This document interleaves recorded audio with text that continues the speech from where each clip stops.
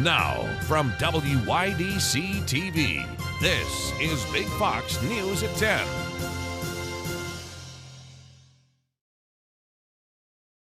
Good evening, everyone. I'm Jamie Holmes. Ann has the evening off. It is National Pollinator Week, and the New York State Department of Transportation is spreading awareness by planting seeds.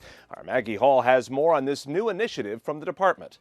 During this National Pollinators Week, the New York State Department of Transportation is raising awareness about pollinators and is actively taking steps to increase and protect their habitats. Pollination is needed for native and agricultural ecosystems to flourish. Pollinators such as birds, bees, and butterflies have experienced a drop in their populations. So how is the Department of Transportation helping pollinators? By planting fruit trees and dispersing wildflower seeds. At the Interstate 390 northbound and southbound rest stops, these pollinator gardens have flowers and plants that will specifically aid native pollinators in that area, focusing on monarch butterflies. In our southern tier, an emphasis was placed on planting fruit trees to cater to the native pollinators in this area. 2 pear trees can be found at the Friendship Rest area off I-86, 4 apple trees at the Canona Rest area, and 6 apple trees at the Irwin-Addison parking area. These fruitful efforts continue into the Finger Lakes area with pear trees at Watkins Glen parking area and grapevines at the Penn Yan parking area along the state routes. The department is additionally reducing or altering mowing to help pollinators and are pursuing new vegetation management guidelines. To learn more about how the Department of Transportation is helping pollinators and how you yourself can help the birds, butterflies, and bees, visit dot.ny.gov. Maggie Hall, Big Fox News, Southern Tier. Pennsylvania's House of Representatives has voted to raise the minimum wage to $15 per hour. Pennsylvania's minimum wage currently stands at $7.25. The only states with lower minimum wage are Georgia and Wyoming at $5.15. However, this is only for employees not covered by the Fair Labor Standards Act. Although the measure was approved in the House, it still needs to go through the Senate.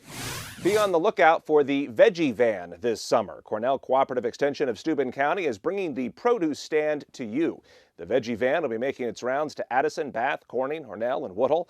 Fresh produce can be purchased with cash, debit, or credit, EBT SNAP benefits, and farmers market coupons. The Veggie Van is for everyone and is coming to a town near you. Award-winning New York Post investigative journalist Isabel Vincent was on Frankly Speaking this morning to discuss the historic true story of 2 brave sisters who are the focus of her new book, Overture of Hope, 2 Sisters' Daring Plan that saved opera's Jewish stars from the Third Reich. They are these very plain women who by day are civil servants. They are copying typists in the London law courts, and on the weekends they go to these opera performances in Germany and Austria. This is before the Second World War, right. And meet clandestinely with the people that they end up saving. The collapsed portion of I-95 is expected to be back up and running to traffic this weekend. Governor Josh Shapiro making that announcement Tuesday, pushing up the original 2-week reopening timeline. The governor says crews have made tremendous progress as they work on the temporary fix to the highway. Crews spent the weekend filling the gap in the road with lightweight foamed glass aggregate. To ensure all building materials are delivered quickly and safely, the governor says this week Pennsylvania State Police will escort trucks carrying the pavers up I-95. Think about this. In 9 days, these folks behind me here have completed the demo, built the entire structure for the interim roadway, and begun installing these barriers. Once that paving is complete, the 6-lane road, 3 lanes in both directions, will reopen the traffic, allowing vehicles to move freely while officials work on a permanent fix to the highway. The U.S. Coast Guard says the missing submersible on its way to view the Titanic wreckage imploded underwater, killing all 5 passengers on board. Anna Eliopoulos has more. The debris is consistent with a catastrophic implosion of the vessel. The multinational search for a missing tourist submersible discovering a debris field near the Titanic wreckage on Thursday. The findings come on the same day the U.S. Coast Guard estimated oxygen would run out for the Titan sub and its passengers. We found 5 different major pieces of debris that told us that it was the remains of the Titan. Within that large debris field, we found the front end bell of the pressure hull. That was the first indication that there was a catastrophic event.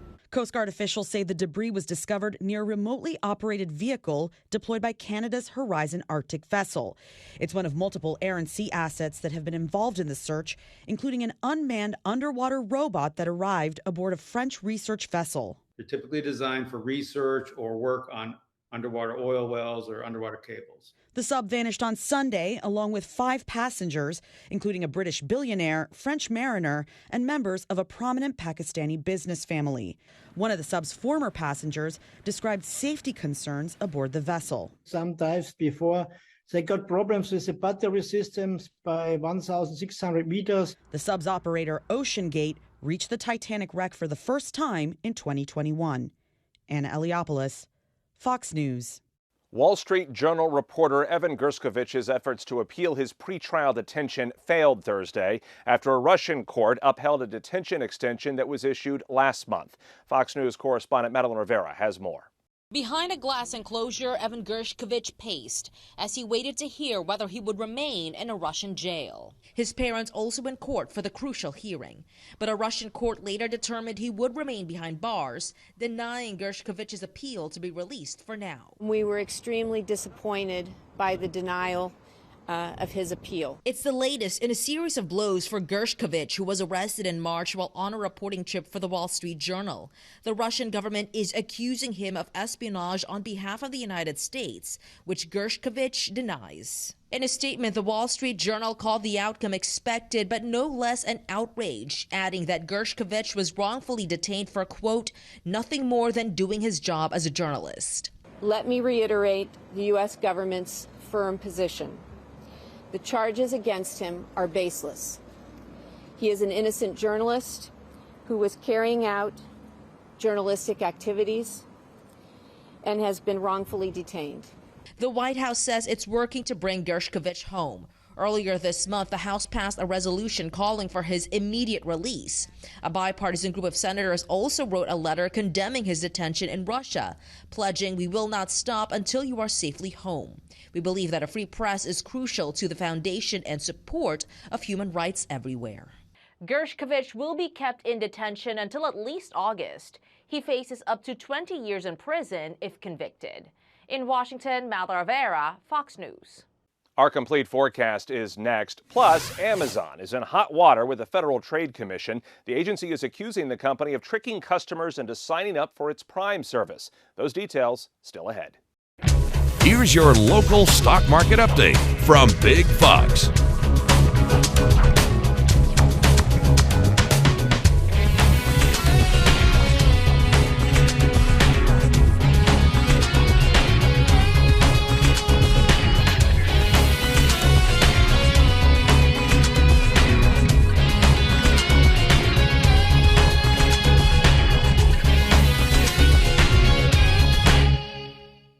Now, your Twin Tiers forecast from Big Fox. Hi, everyone. Welcome. I'm meteorologist Sam Ryan. Well, we had a few peaks of sunshine out there, and then, of course, a lot of that overcast sky. Here's a look at Syracuse. Notice a time lapse, some morning sunshine, and those clouds moving in from the south. Here's satellite image, some spotty showers around. And this was Thursday. A lot of those clouds streaming in now from the south. And higher moisture content, upper low moving in, so we'll have an unsettled forecast. Clouds for Friday, spotty shower, and then turning very unsettled for the day Saturday. We may have a little bit of a dry period Sunday if you're trying to plan things out. Maybe you have, I don't know, a graduation party still going on. Maybe there's a few lingering out there, not sure, but most of those I think are over with. Anyhow, so we've got this big upper level low moving up to the northeast. As at least I hope they're over with. Boy, a lot of those this year. So we've got this upper low moving up into the northeast. As that occurs, we will have additional shower chances. And then eventually we'll have that moving on out into next week with more of our flow coming in out of the west, and that will generate additional thunderstorms. But in the time being, this is that counterclockwise circulation. Notice how it starts to fizzle out late Saturday. That's why I think we could have a drier day in store for us Sunday. So looking at this, here we go. See all that rain through the day Friday and lifting up to the north. More showers, embedded thunderstorms into the day Saturday. Here we are Saturday morning and continuing on right on into the afternoon.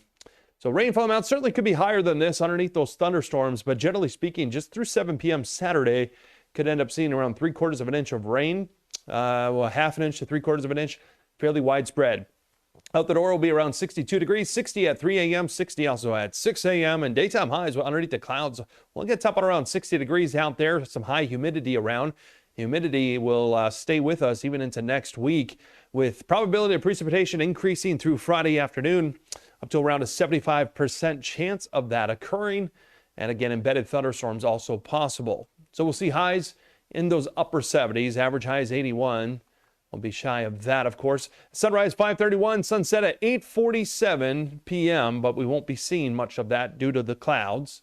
And into the day Saturday, same thing. A couple degrees warmer, a little bit more humid out there, both Saturday, Sunday, and the humidity stays with us next week. And those temperatures starting to warm up a little bit. So 78 again for the high tomorrow, 79 Saturday, chance of storms. And we should see that taper off a little bit Sunday.